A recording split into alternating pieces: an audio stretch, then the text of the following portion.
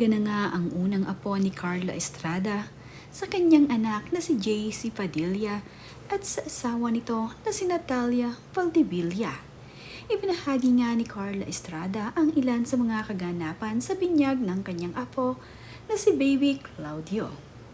Ito ngang si Carla Estrada ang palaging may buhat-buhat dito sa kanyang apo na si Claudio. Ito namang si Daniel Padilla ay aliw na aliw sa kanyang pamangkin at nilalaro pa nga ito habang hindi nagsisimula ang binyag ni Baby Claudio.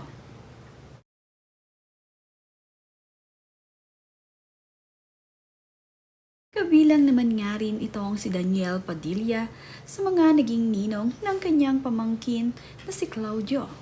Makikita rin na talaga namang nagmana sa Padilla itong si Baby Claudio dahil napaka-cute at gwapong bata nga rin ito.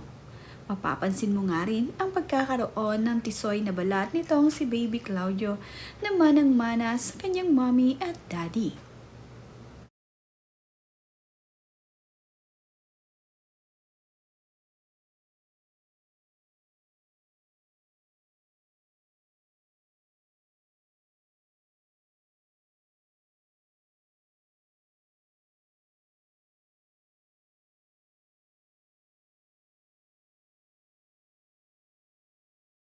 Dahil ito nga ang kauna-unahang apo ni Carla Estrada at ito rin ang unang pamangkin ni Daniel Padilla. Labis nga siyang kinagigiliwan ng kanyang mamshi at ng kanyang tito Daniel Padilla.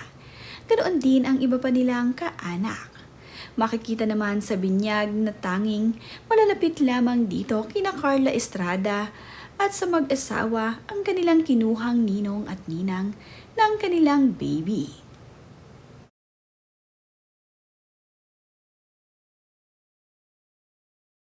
Caption naman nga ni Carla Estrada sa kanyang ibinahaging video ay, "First grandson, and I want more."